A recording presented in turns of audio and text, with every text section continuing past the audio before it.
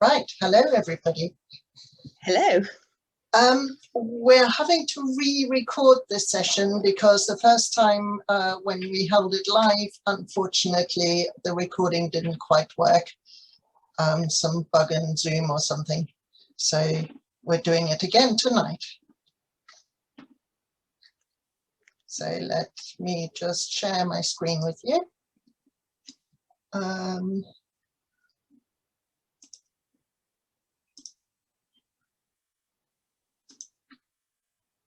There we go. Can you see my PowerPoint? We can. Excellent. Royal we. Yes. So tonight we're talking about SeeYou Mobile. This is the first session of several. And we're also going to talk about some other stuff from Naviter. Naviter is the company that develops SeeYou and the Oudie as well. And we'll also mention some other options you might have. We are Philippa Roberts. Hello. And this is Claudia Hill. And I am Claudia. Yeah, I fly at Dunstable, and Philippa. I fly at Husbands Bosworth, and I have an ASW 20. Oh, and yes. Sorry. I was going to say, this is a photo of us in the wild when we were allowed to hug each other. Yes, and stand far too close to each other. Yeah. Okay. So this PowerPoint is just a very, very brief introduction. It's basically really just a link collection, and we will make it available on the website. So you don't need to write anything down. So I just wanted to go through the products that are available. So as I said, Naviter is the company that makes SeeYou Mobile and sells the Oudies. Some of it is paid, some of it is free. And it used to be a really simple distinction. We had SeeYou Mobile for the Oudie or for the GliderGuider, which some of you might still be using. And that is the moving map app, which is used for task planning and also for in-flight navigation. And then we had the SeeYou desktop application for Windows PC, which is also used for task planning and also for post-flight analysis. Unfortunately, you would now have to pay for that one. There is a free trial version available, but you eventually have to pay. So it's not too expensive. Is it 50 quid a year or something? Yeah, something like that. Yeah. So yeah, I think it's worth it. Yeah, I'm thinking of getting it again. So what is freely available these days is SeeYou Cloud, which is also for task planning and post-flight analysis. It's a very basic version of it is available for free. And then another new thing they've got is SeeYou Navigator, which is essentially like SeeYou Mobile, but as an Android and iOS app. And again, there's a basic free version available. And yes, it says here the future, because I'm wondering whether they will move towards SeeYou Navigator and away from the Oudie, because the Oudie hardware is quite old and a lot of people just use, at the moment, just use XCSAW or something similar on their mobile phone, which brings me to the next slide. Not quite yet.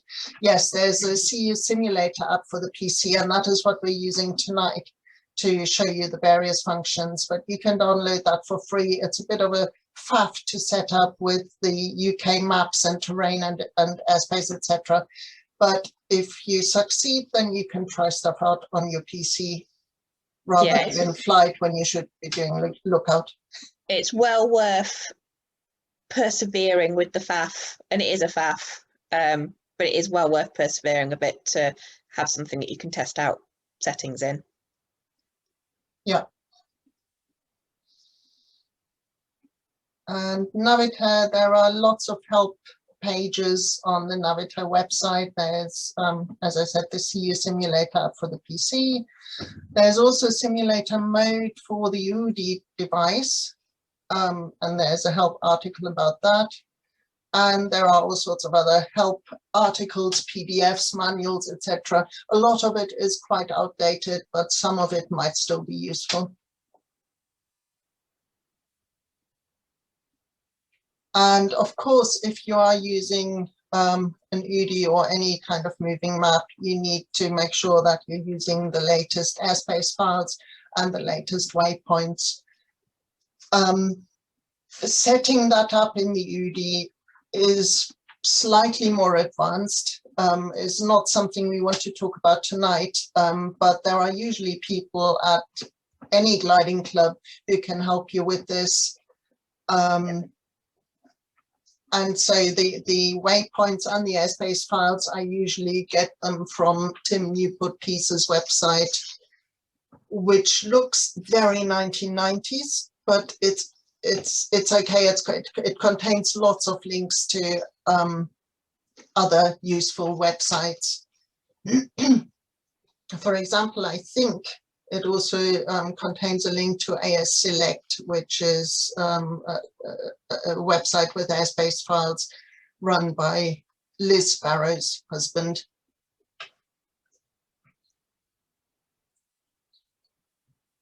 Oh, and airspace and waypoint files. Sometimes in some gliding clubs, you've got people who create special files with local airspace, and they might be able to just give you a file for that. And if you're flying a competition, it's increasingly common that they will send out their own local airspace, TP files, etc. Although I'd recommend uploading them well before you get to the competition. Yeah. And this is just a very quick overview of other moving maps, navigation apps that are available. EasyVFR Basic is a very basic moving map.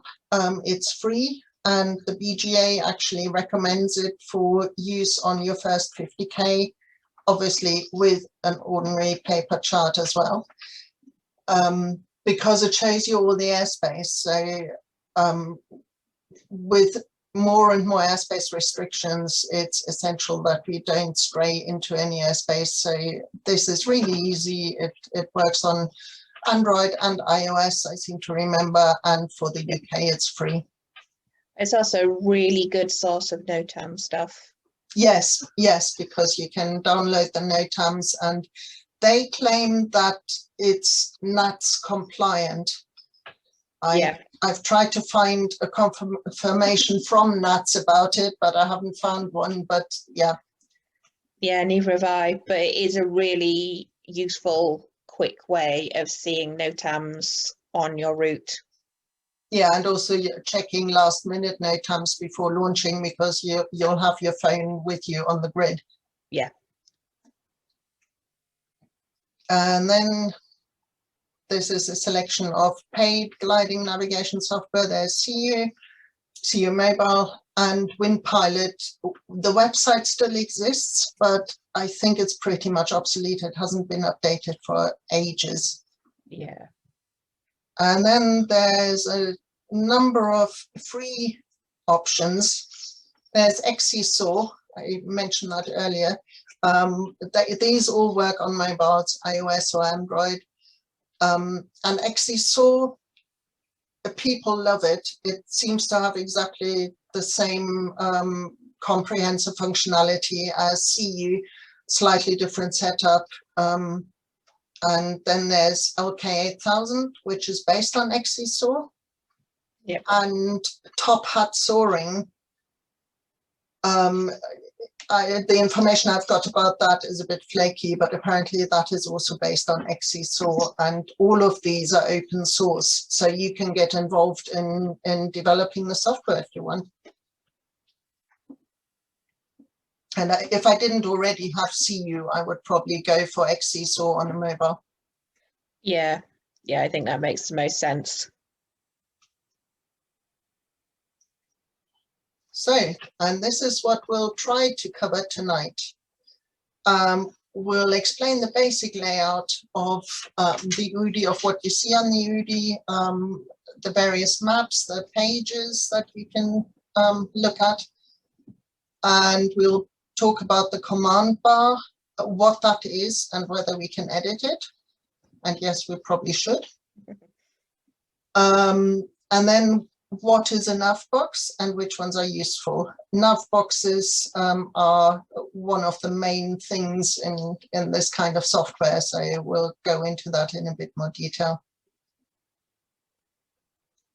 And we obviously want you to know how to set, edit, save, and then load a task. So we're going to go through that as well. And we'll briefly talk about how to manage profiles, how to add a profile, copy a profile and stuff like that. And I think that is it. Yes. Yes.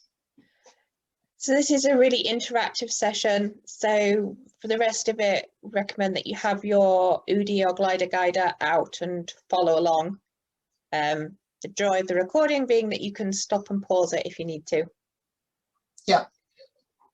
So before I start showing you the Oudie simulator, I just very quickly wanted to go through the file structure, folder structure, because if you connect your Oudie to a computer with a USB lead, then it will show just as another drive with a folder structure, and you can actually make backup copies of various things, and that's also how you can get your airspace files and waypoint files onto the Oudie. So let me just share my screen again.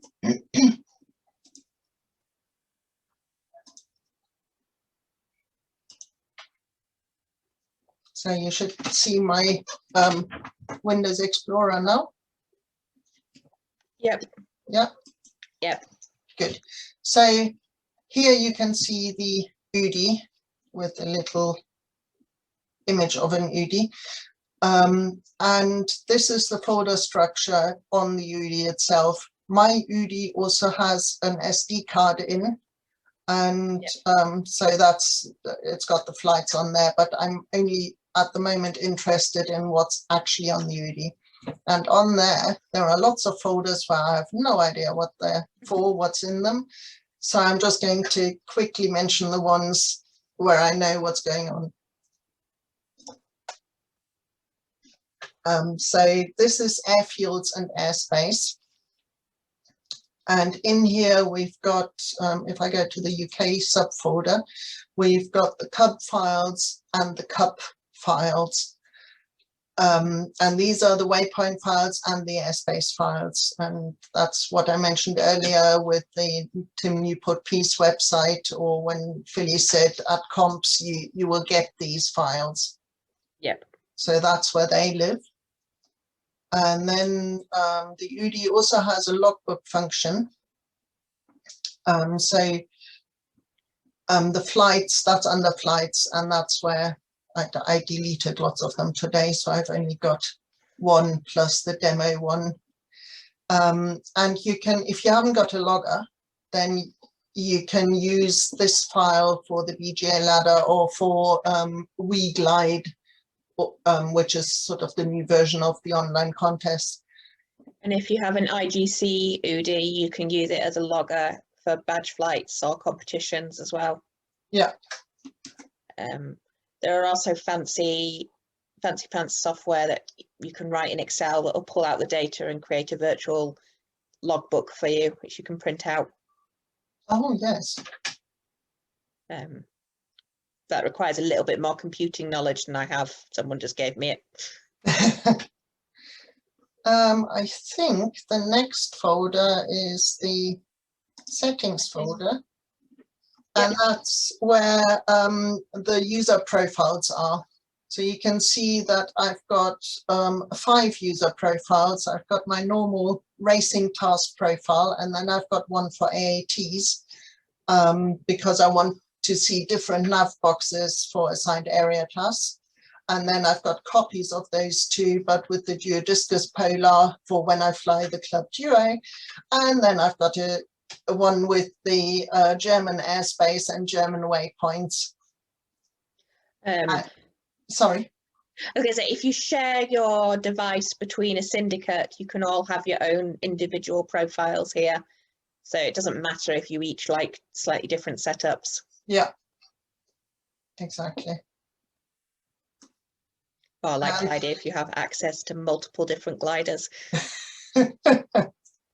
Yes, it's useful if you fly club gliders, then you can just take your Oudie with you and just change the polar in the device in your profile.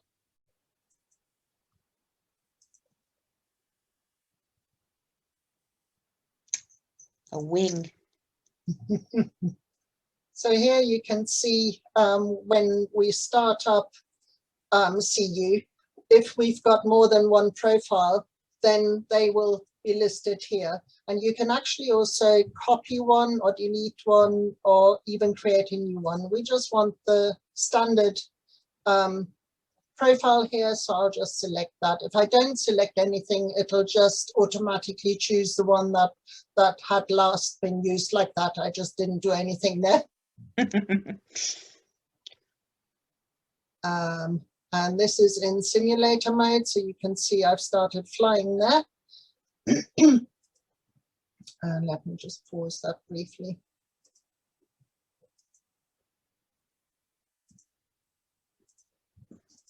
Okay.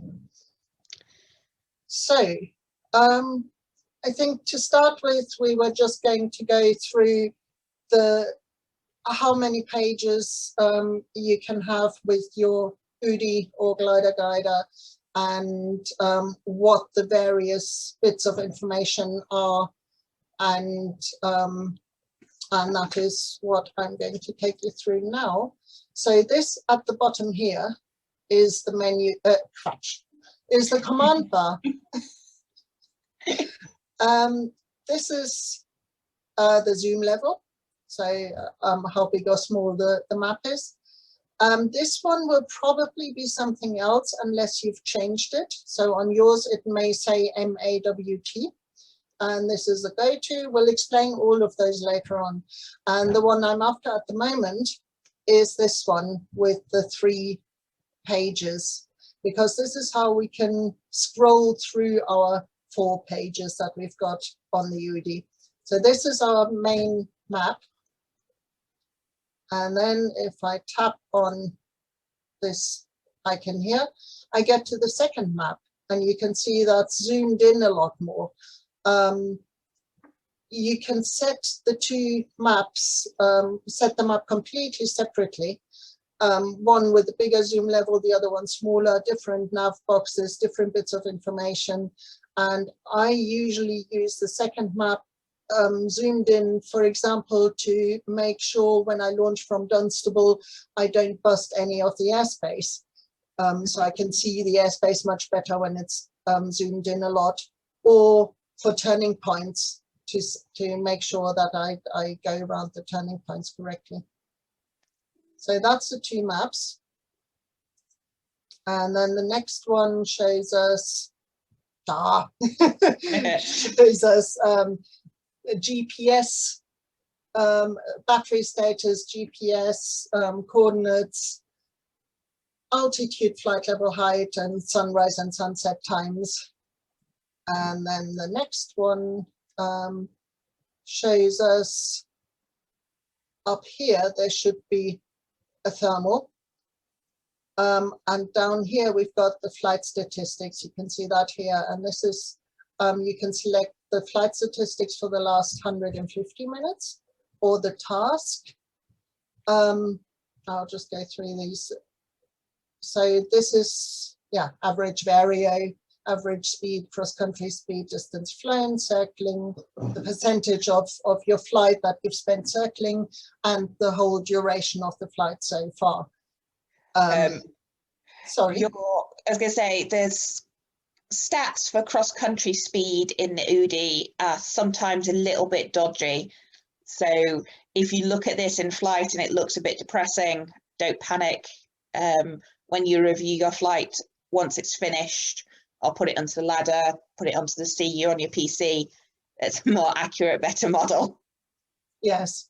So you can see I've scrolled through this here, and this is now the statistics for the last 60 minutes. So I've actually got a distance flown here, and I haven't circled yet. That's probably why I don't see anything on the thermals.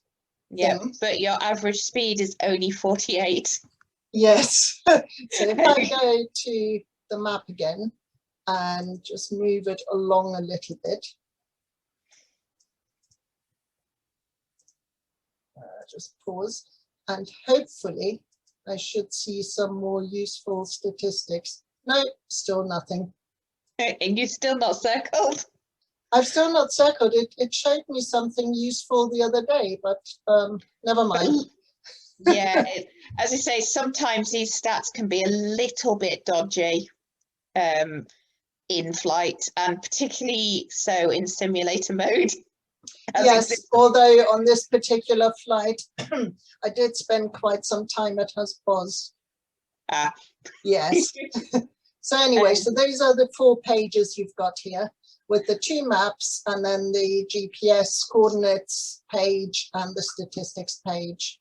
We forgot to mention on the coordinates page, that's a really useful way of getting your GPS position if you happen to land out. Yeah. That's what your crew will want from you. Yes, exactly. That's usually the first thing I tell Nick. Although with Google Maps these days, you can just send them, share your location with your crew. Yes, yeah, exactly. Yeah. So, so if we talk through map 1, what's on it? Yes, sorry. Oh, I was going to stop this. Okay. Do you want to talk us through map 1? That's okay, you go for it. Put me on the spot like that. Okay, so you can see we've got, we're near Husbos here. I've just turned Husbos, and you can see I've got the airspace here, and I've got my task here, the purple lines, and you can see here, this is Sywell, I think. You can see Northampton down here, and we've got a Mats up here, so there's Leicester, and you can see the turning point. I've got that as a thistle, so a circle and a sector. So that's all the information is on these maps. You can modify and customize absolutely everything on there, and it's usually done separately for the 2 maps. This is something I added, that's the local time. This is my McCready setting. Yep. So I've set that for 3 knots McCready for the final glide, and this tells me how much below glide I am to get round this task, because this one was from Vista to Husbos to Branston and back, I think. Yeah. And the 2 figures are there because I've set the McCready to 3.1. So with the McCready set to 3.1, I'm 3,748 foot below glide. If McCready were 0 and I were flying through still air, then it would be 2,332 below glide. So that's these figures. Here you can see landable fields have got this green label if I can reach them, and the height that I will arrive there. Let me just change to pan mode. So if I tap on this little arrow up here, I can change whether I want to have track up, north up, or whatever. And with pan mode, I can move the thing around, and you can see here these amber ones are airfields or farm strips or possible landing options, although that depends on how reliable the waypoint list is that you've put in. I was going to say Gruntingthorpe isn't landable anymore. No, exactly. So this is slightly out of date, this landing options thing. And then the ones that are not highlighted at all, we're too low to get to. These are sort of, I think, probably I'm less than 1,000 foot below glide for those. Yep. So lots of useful information. And then at the bottom here, we've got nav boxes, and we will go through them in a lot more detail later on. Before I go through these, I just want to point out the wind as well, which would appear here. It doesn't for some reason. But normally you would get the wind direction and strength here, which I think SeeYou can only work out based on the drift when you're thermaling. So it's not, if you're just flying in a straight line, it struggles to get a wind direction. Yeah, and if you fly dodgy oval-shaped thermals, it will miscalculate your wind direction. Yeah. And then at the top here, you've got the scale again. And I think if I tap on there, you get the same as if I tap on here. Let's try it. Yes, because with this, you can then zoom in or zoom out. So from 50K to 20K, and then it zooms in quite a lot, or from 50 to 100K, and then you can see almost the full task here. Should also point out that the glider, that's where you are at the moment. Yes, sorry. Yeah. And the little green line, how have you set it up on yours? Is that your track? I think that is my track vector, which I find really useful if I try to avoid airspace. Like here, for example, if I fly in this direction, then I just miss the mats. And if I were flying slightly further to the right, then I would have to be careful about the ATZ. So that's quite useful for avoiding airspace. Yep. And then this little green blob here actually should show me when I'm on final glide, but I think it's a bit confused. It should really appear on this leg. I did not know that. Yeah, this is a bit odd, but never mind. And then we've got some nav boxes. So this is the way I've set them up with my profile, my preferences. So I've got, you can see map 2 here. If I tap on that, then I can actually quickly go to map 2, which is the same as we did down here, scrolling through. This shows me how high I am above ground. This is my altitude. This is an outlanding option that's nearby. And again, that depends on the waypoint file that you've put in, whether that's still accurate or not. And target, target is takeoff. That's why it's probably confused. Oh yes, it's trying to send you, you didn't press start. I didn't press start. So let's go to Granston. I'll explain this later. And see, the green blob has disappeared there. And target is now Granston. And to get there, I need to steer 68 degrees right. So these little arrows here. And as you can see, that's because I'm pointing northeast at the moment, not southeast. And that's my track is 46 degrees. And the bearing of the next turning point is 115 degrees. And it's 67.8 kilometers away. That's the distance. And this is distance inverted or inverse or whatever. Anyway, this is nautical miles. So that's what I've got on my map 1.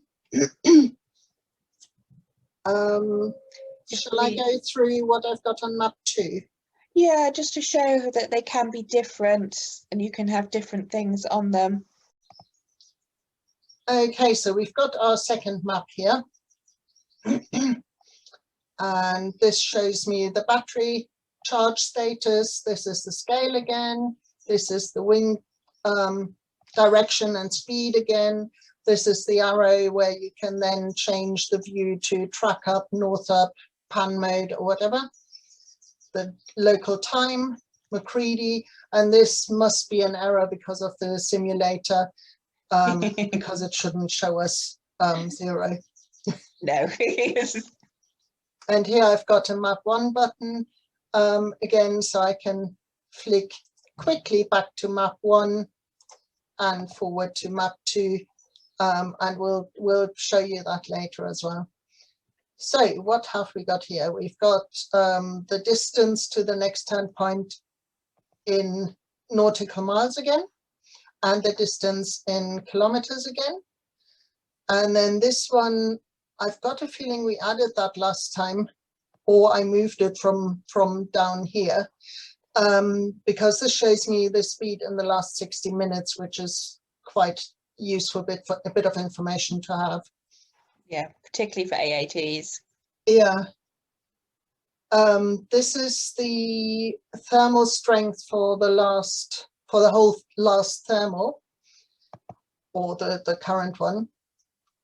Which I find quite useful because my vario is far too enthusiastic and always tells me 5 knots when actually the average over the whole thermal was 3.5 or something.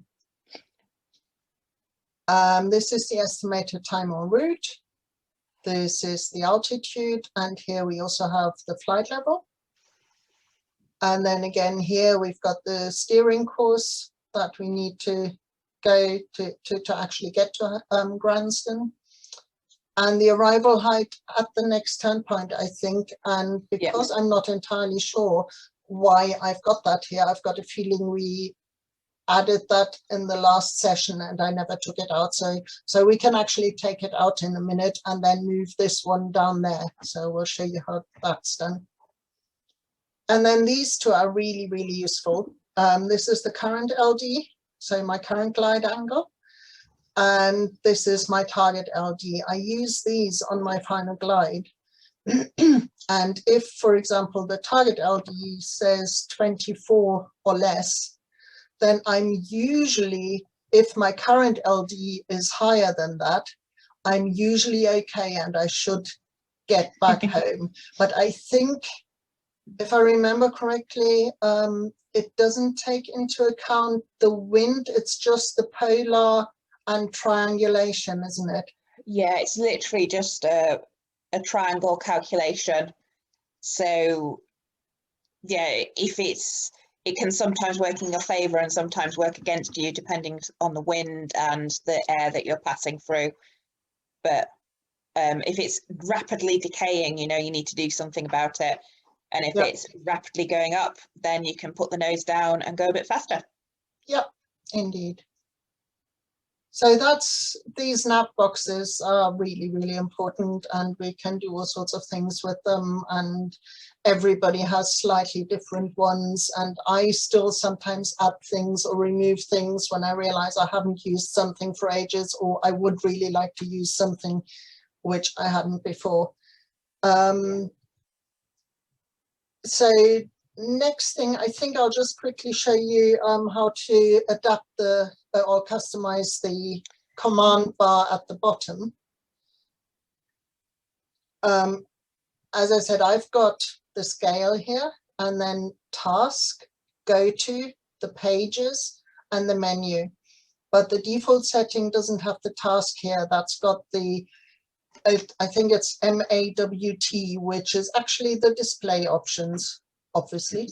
Not obviously the display options. And I agree with Claudia here. It's much more useful to be able to quickly see the task there than the display options. Yeah. So what we do to change that is we go to menu. And then this here, you can see this is the menu with all sorts of options, and with next and previous, you scroll through the pages in the menu. with escape, you would leave the menu again, but we want to go to the settings. So you tap on that, and again, in the settings, you've got several pages, and we want to get to the command bar, which is there, commands. It always feels like you're going far too far. Yes. Never going, keep clicking. And then here you can see the 5, they call them tool buttons. And this one is probably set to MAWT on your Oudie if you haven't changed it. But you can change it. So I've highlighted this, and if I now go to edit, then I can choose any option I want to choose.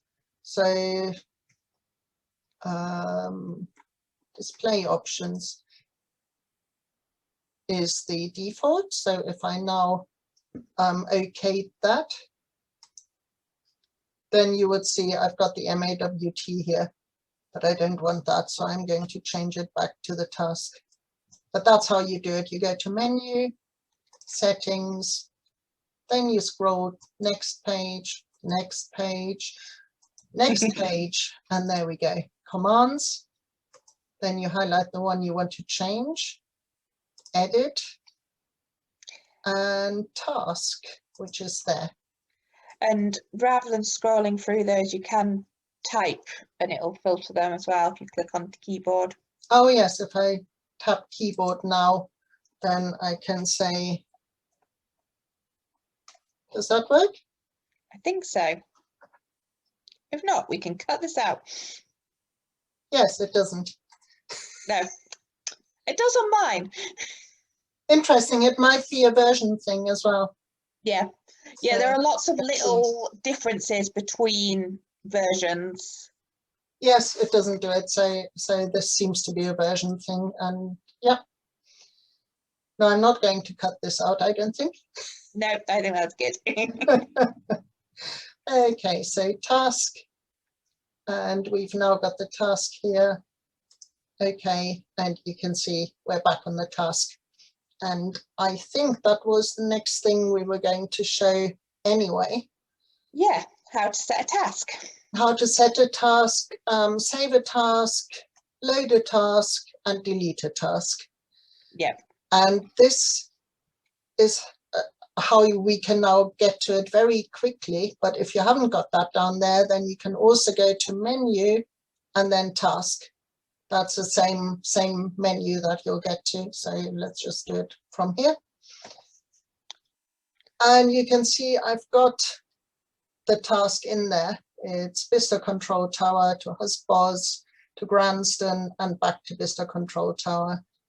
Yeah. Here you can see 5 degrees is going from Vista Control Tower to Husbos. Yeah. What I would have to steer, and from Husbos to Granston is 113, and then from Granston to Vista to 47 degrees. Yes, those are the bearings. We're assuming north, direct north is 0. Yeah. Oh. And this is the distance from one turn point to the next. So 58.7, 69.6, and 76.3 kilometers. And this is the distance accumulated. So in total, so you've got, this is the distance for the first leg, distance for first 2 legs, distance for the whole task. And this seems to be some estimation on how long it would take you. Yeah, it's often wildly inaccurate. Yeah. And then the 20 kilometers here and the 5 kilometers and the 1 kilometer, that those are the observation zones. So I mentioned the thistle earlier. And whether you've got a start line set, my start line here is set to a radius of 5 kilometers. And then I think I've got the thistle or the sector with 20 kilometers as the radius. And then the finish line or finish circle, I can't remember, is 1 kilometer again. So that's what it looks like. if you have used your Oudie before or you have a shared Oudie, the chances are that when you open it up, it will already have a task in it. Obviously, you might not want to fly that task at that time, so you might want to clear them so we can start with a blank page again. Yeah, so let's do that. So clearing a task, loading a task, saving a task, that all happens via the tools menu. So if I tap on tools, and then you can see we can edit the point, delete the point, insert, blah, blah. But we want to clear the task. So yes, I am sure. And there we go. So now it's all blank and we can start from scratch. Excellent. So to start adding turn points, we tap on insert. And we could put the same task in again, couldn't we? We could do, yeah. Let's start at Vista again. Yeah, so I tap BIC, Vista Control Tower, and tap OK. And now it gives me the observation zones and shows me what the turn point actually is, or the start in this case. So the direction shows me my observation zone in relation to, in this case, the next turning point. We can have symmetric, we can have fixed. That's when we want to have a fixed line, for example, with a certain orientation, which Dunstable often do for the finish line for the regionals, which is then aligned with the Tring Road. So that is then for the finish line fixed at, I don't know, 11 degrees or something. So it lines up with the Tring Road. And previous would be for normal turn points, which are then the orientation in relation to the previous turn point. But this one was next. And then we've got radius 1 and angle 1, radius 2 and angle 2.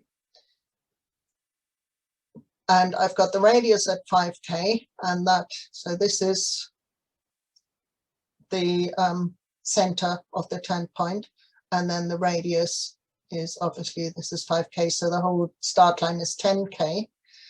And in the UK, we often use these semicircles. Yeah. And that is how you set the semicircle with the angle. So 90 degree gives you a semicircle, 45 degrees would give you a sector, but we want the semicircle. If we just wanted a line and no semicircle, then we could also say line only, and then all we have is the line here. Yeah. And you can change, sorry I missed it, by pressing on these plus and minus arrows, you can change the length of the line. But if you didn't want to click through with these, you can also type things using the keyboard.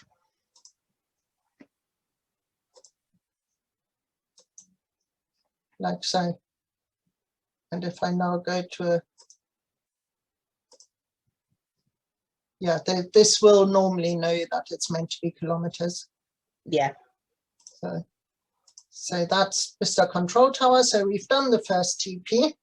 We're happy with that. And auto next means that once you go into it or you cross the line in this case for the start, it will automatically move on to the next one. For the start, it will ask you to confirm on the map. But for the other turn points, if you've got auto next enabled, then it will just automatically move to the next turn point. So let's click OK.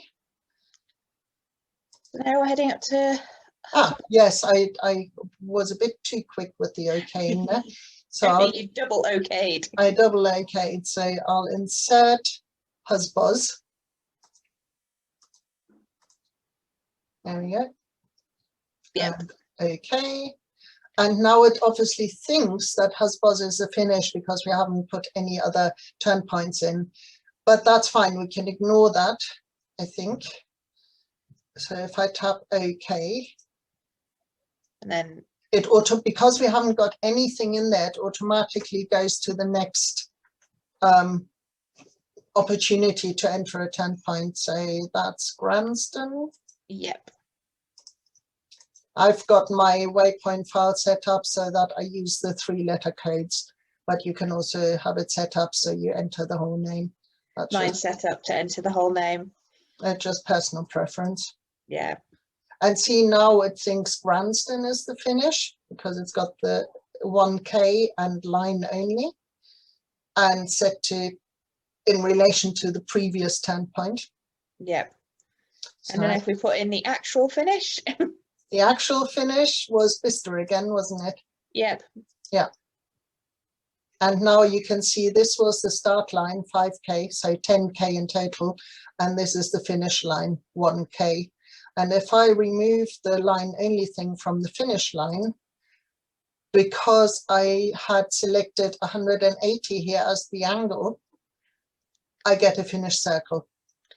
So this, it sounds slightly counterintuitive to have 180 equaling a full circle, but it's the amount of, if you imagine a line going directly through the middle of the point, the 180 is the angle of sector on each side of that line, which is why a 90-degree sector you select 45, for a 180-degree sector you select 90. Obviously. It's to do with the way that we used to set up turning points for turning point photos. Oh, with the bisector. Exactly. Yeah. But it is slightly counterintuitive and it annoys the mathematician in me. I stopped trying to understand it and I just do what Oudie tells me to do and what looks plausible. That's a much better way of doing it. Okay, and because this is now done, I can tap OK again, and there's our task again. So if we want to save this task, we go, as I said, all of these things we do under Tools, Save Task, and it saved the task. and as Claudia was talking through all of these stats on the distance between legs and the total distance and the bearings, etc., that should align with what you've been given on a task sheet. So it's a really good sanity check just to check that the total length of the task in the top left is right, and that all of the leg lengths are right and the angles look right. If any of those numbers are wrong, the chances are you've entered the task incorrectly, or the person setting the task has the wrong GPS points for that particular turn point. Yeah, and especially if you've got things like distance handicap barrels or shower return points, or for an AAT, you need to make sure that these values are correct as well, the observation zones. Yeah. At this point, I usually just do a quick sanity check and look at the task on the map and just see if it looks right. So okay, well, it thinks we're flying, so it's getting a bit it's so if we go to map 1 again and go away, and I go to pan mode, then yeah, this all looks good because that's Bicester, that's Husbos, that's Granston, we've got sectors. Yeah, I'm happy with that. Yeah, I'm happy that I sometimes use this picture as well and use that to help me draw the actual task on my map as well. Yes, and also if you go into task, if we go to edit, so earlier we inserted them, but if we've got something there, we can also go to edit, and then you get to this observation zone thingy, and that gives you a close-up view of the turn point as well, or in this case, the start and finish. Yeah, and if you click those 3 little dots next to the, that can also give you more information about the actual turn points. If you scroll right, it tells you sort of all the different things about how far it is from where you are and what you want to do to get there, etc. And actually also this is now highlighted, so if I now tap on details, it should give me the description from the BGA turn point list. Yep. So, yep, turn point, control tower, west side of grass airfield, side of Windbrushes, gliding club, northeast side of town. Easy to find and on chart. Yeah, so that's really useful, particularly if you're trying to mark up your map and you've been given some obscure turn point that you've no idea what it is. Yeah, although as you can see, I mean, the information is outdated because this was last year when Vista still existed at Vista. Yeah. But yes, so if you, as long as you use the most recent and reliable waypoint file, then this is quite useful. Yeah, some things will never change though. If you're heading for a church tower in Little Slopping in the middle of the Midlands, the description should be right. Yes. So yeah, and again, same for this one, Husbands Bosworth, highlighted. I then go to details. It tells us, oh, it's actually the center of the hangar complex. Difficult to find. Yes, I suppose can be a bit difficult to find. Yes, my final glide just this weekend, I was 10k out and still couldn't see it. Yes, I've seen it recently several times from the north, and from the north I really struggle to find it. Yeah, it is one of those difficult places. Yeah. One where you have to trust that you're heading in the right direction. Yeah. Yeah. So if we decided on the grid, once you've set this task, that you actually want to change one of the points, they say the weather's not looking quite as good, and rather than flying to Granston Lodge, you want to go to Grafham Water, then we simply just select that point and click on edit. And to change it, we can change the type of sector here. So we could change it to a showery sector or something like that. And if we wanted to change the point as an actual TP, you'd click on those three dots.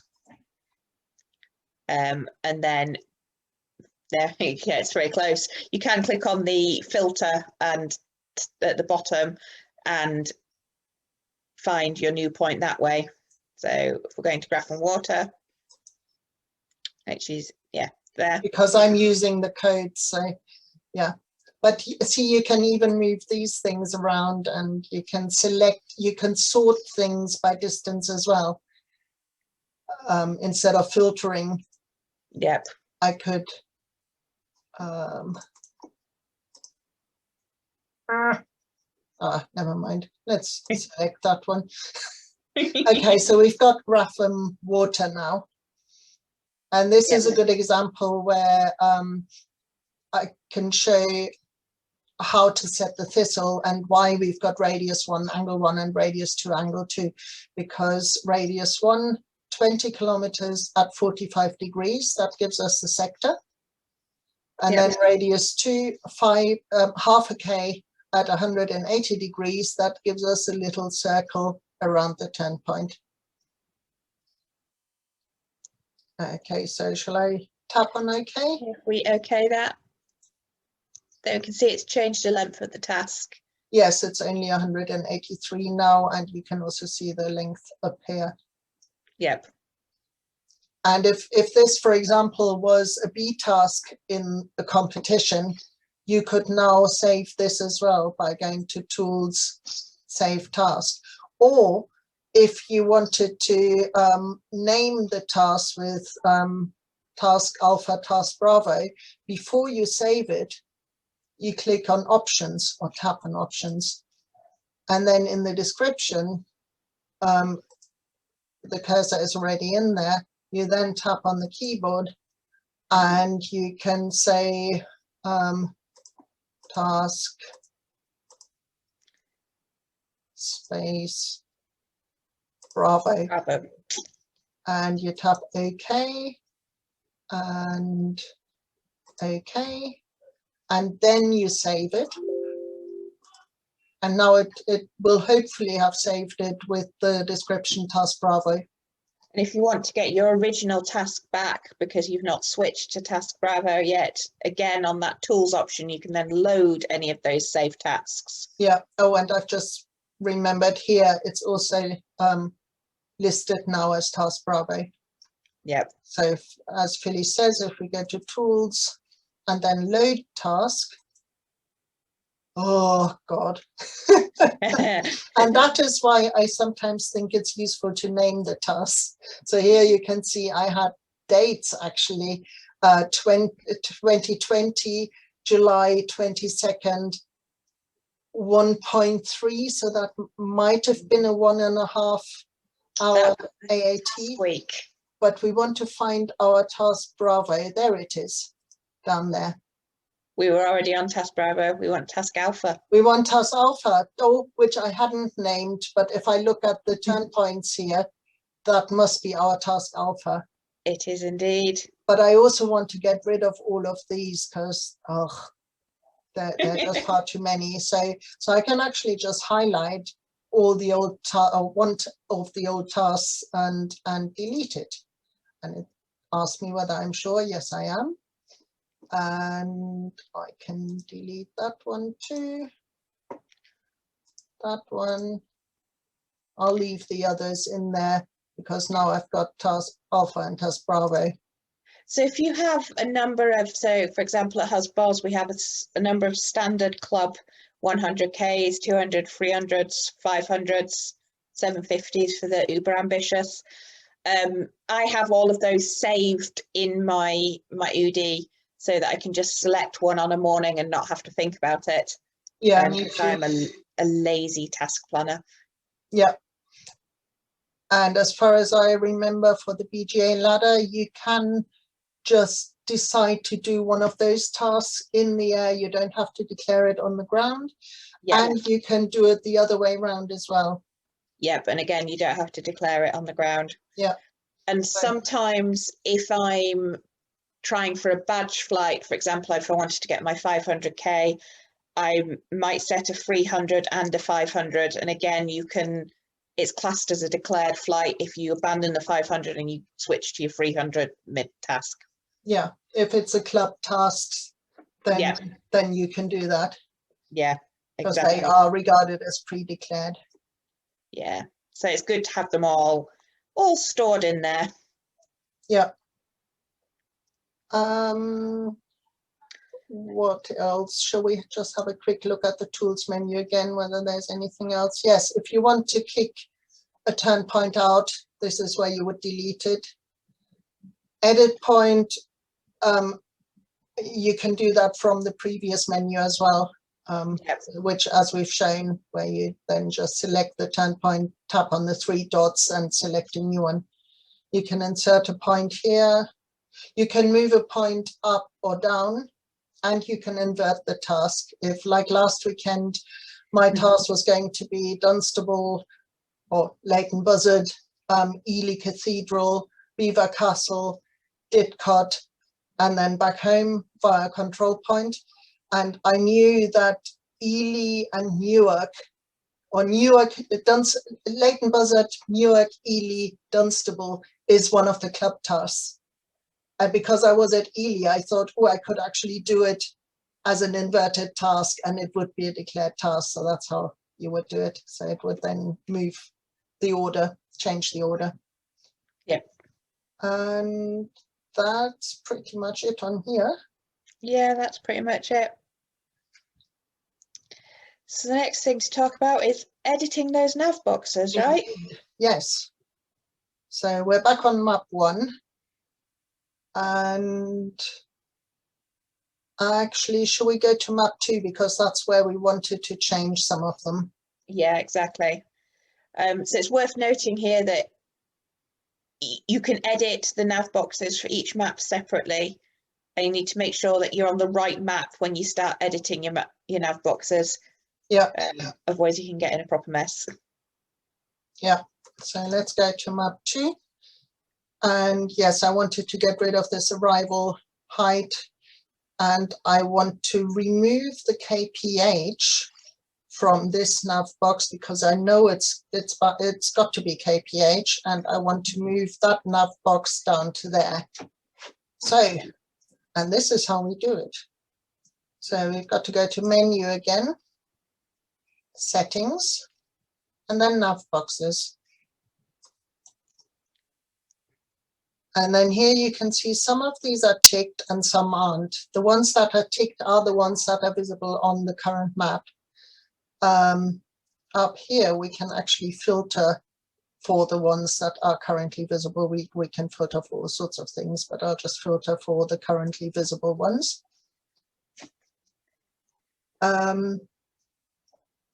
So it's arrival altitude that you want rid of, isn't it? It's arrival altitude, yes, indeed. So I want to get rid of that. So I deselect it. And then I wanted to change, what was it, the last hour, 60 minutes, yes, speed last hour. So I want to keep that. But you can see here, this is the number of lines. They're mostly 1 and 2 lines because I don't want to cover my whole map with nav boxes. But this one was 3 lines because it also showed me the unit kph. But I know it's kph, so I don't really need to see that. And that's what I can change that here under edit. So I tap on edit. And there you can see you can change the number of lines. So I will change that to 2. And you can see that it's changed here as well in the preview. So title, data, units is now only title and data. And like with the time, the local time that I've got on my 2 maps, I didn't even bother with the title because it's obvious that it's the time. I know it's the time. So then I only went for 1 line. So, but here I want 2 lines. Colors, fill, you can have it fully transparent or solid. Size, large, huge. But then you've got the problem again that you're covering your map. So you can change all sorts of things. Yeah, and certain people, like I have all of my thermal parameter boxes, so ones that are giving me average thermal strength, thermals over the last 60 minutes, all of those are in green. I've set up all of my things that I use for final glides are in blue, so I can easily look at it and see what's going on. But this is really just, yeah, personal preference. Go wild. Black on a black background, as I've just discovered, isn't so good. Yeah, that's I mean, go wild, but so for data, you say you've got green? Yeah. Yeah. And the frame, you can change the color of the frame. You can really, yeah, there we go. Yeah, you so can change all sorts of I have things. that for thermal parameters, and I have that all in red for final glide parameters, I think, or blue. I can't remember now. But it just gives me a quick color-coded glance. Yeah. So you can do all sorts of things. So, but I just want to have 2 lines. So I okay this one, and now we can see we've got 2 lines here. And if we want to move it, yes. So actually that is already enabled because I played with it earlier. It should be disabled because otherwise when you tap on it in flight and you fly through a thermal while you're tapping, then you can accidentally move your nav boxes. So we don't want this enabled normally. No. So I highlight the speed in the last hour. I enable move nav boxes. And I OK. And now I should be able to, you can see that the arrival altitude has disappeared because we deleted that. You can see that the unit has disappeared from this nav box, and I should be able to just move it now, and it sort of snaps into place. And now I've got the nav boxes that I wanted to have. And to make sure that I don't accidentally move it again, I go back to menu, settings, nav boxes, and I disable move nav boxes. So you can see there are loads of different nav boxes that you can have. Some of them are more useful than others. Yeah. Some of them are a little bit more esoteric, but yeah, it's well worth having a sit down, looking through them and working out what they all do. Yeah, and actually when I showed you earlier this map 1 and map 2 thing, that's a fairly easy thing to set up. So this is one of the standard nav boxes, map 1 page, and you can see here, this one has got an action assigned to it. Most don't have any action, but this one does, and it might already be a default action, in which case you would only have to enable it. But if you wanted to change the action, then you tap on action, and then you can select whichever option you want. And that means that this is then not just a nav box. Also, let's see if we can move the 60. No, we can't now. So that's now fixed, which is good. And map 1, if I tap on that, then that also acts as a button to take us to map 1. So you can set actions for any of these nav boxes. They don't necessarily need to align with what they say. So I don't have the map 1, map 2 button. It's just that the nav box, which is in that top left corner for me, takes me to map 2 or map 1. And I also have the nav boxes on the right hand side. The little one on level 1 puts my volume up, and the one on level 2 puts the volume down. So if the vario function of the Oudie is annoying me, I can turn it down. Interesting, because I've got zoom in on the right. So if I tap on one of these two, it'll zoom in. And if I tap on my height above ground, it'll zoom out again. Yeah, so it's really personal preference on what's going to be useful to you in flight, and what you think will work. And there's loads of different actions you can do. Some of them you can change the MacCready settings and things, which confuses me. Yes, before we set off, actually, we should show this very briefly. So just before launching, I set my QNH and a number of other things. So we go to menu, and that's under MacCready and altitude. Yeah. So this is something I do before every single flight. And again, we are normally able to change this. And this would then be the airfield elevation here. And this is the QNH on the day.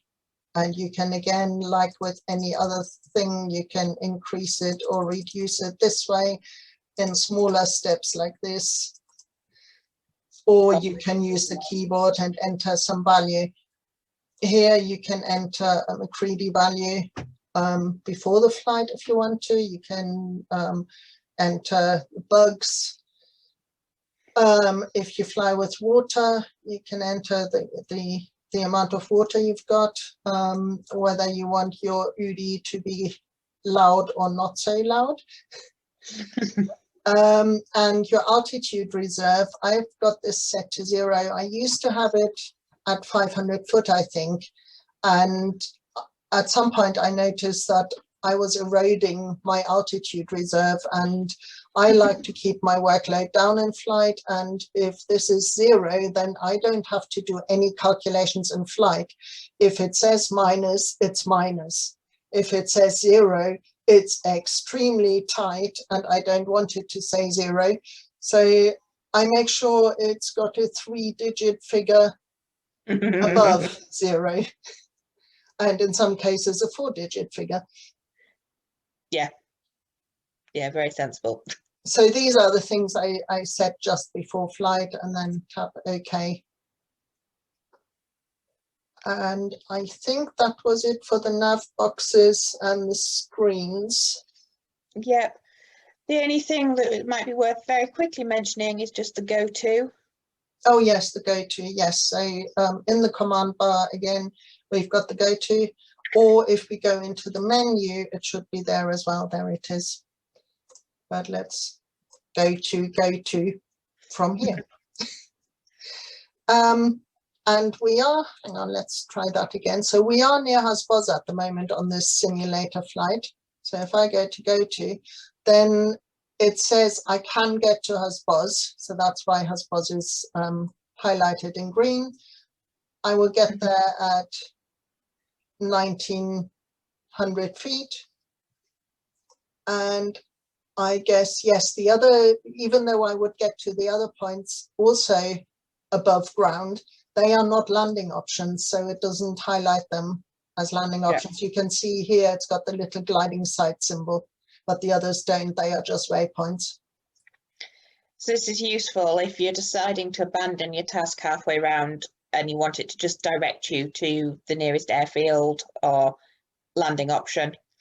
But also if you have decided to abandon your task halfway round and you want it to just take you home, you can click on take off at the bottom there, and it'll take you back to Bicester. I assume that would have been.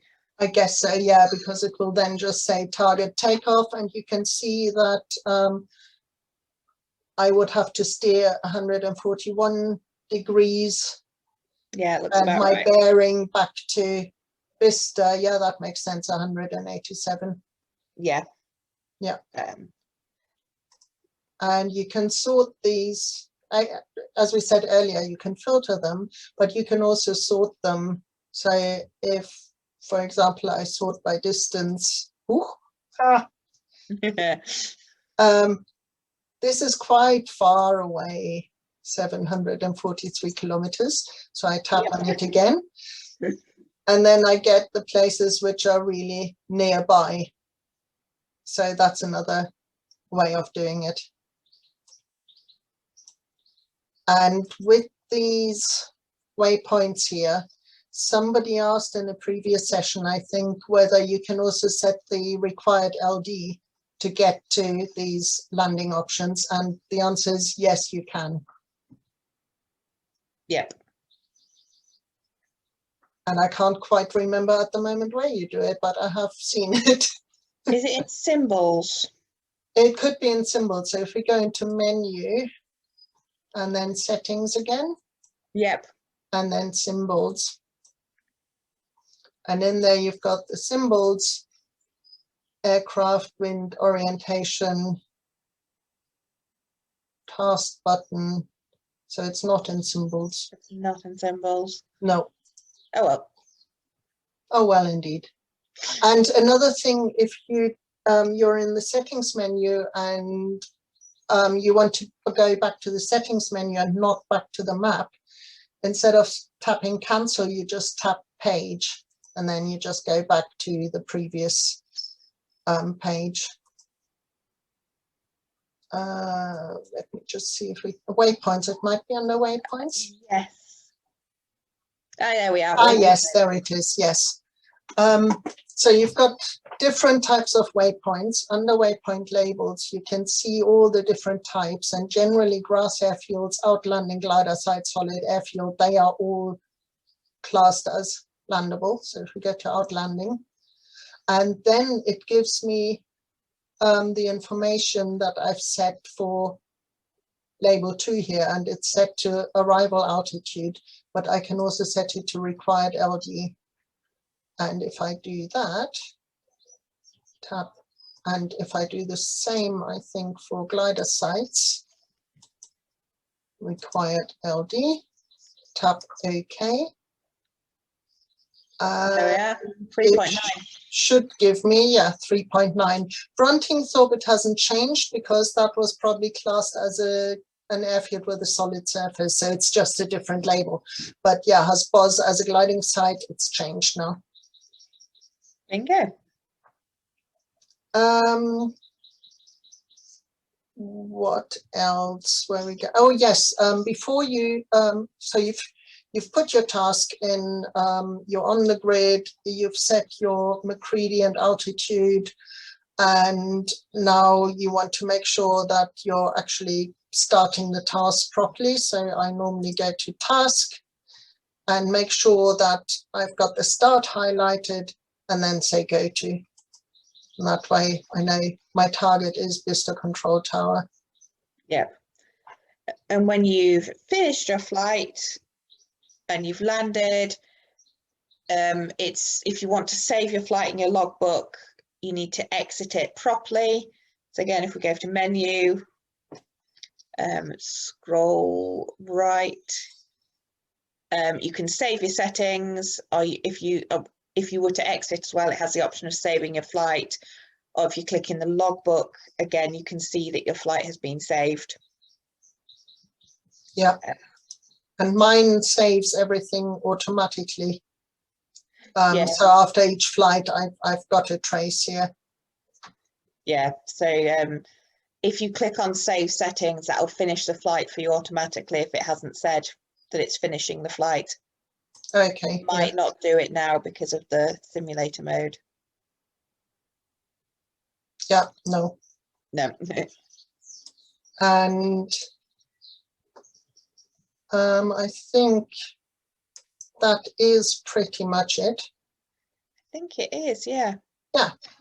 And to exit the Oudie, you would normally go to menu, next, exit. I guess it's not a major disaster if you just switch it off, but I'm not sure my Oudie will allow me to switch it off unless I exit SeeYou properly, and B, it might crash it. And see, this makes sure that all your settings are saved properly, so you're not going to lose anything that you've done. Yes, exactly, because if I tap on exit, then it says, do I want to save the profile? Do I want to save the waypoints and tasks? And do I want to finish the flight? Yeah. And then I can say yes. And I always have these enabled. Yeah, same here. And I think that is pretty much it. It is, other than to say, if you have any questions or comments, please do email them to us. We have a few more webinars coming up on the Oudie itself, probably towards the end of the summer now. And yeah, if you send us questions, we'll endeavour to answer them in the next webinar. Yeah.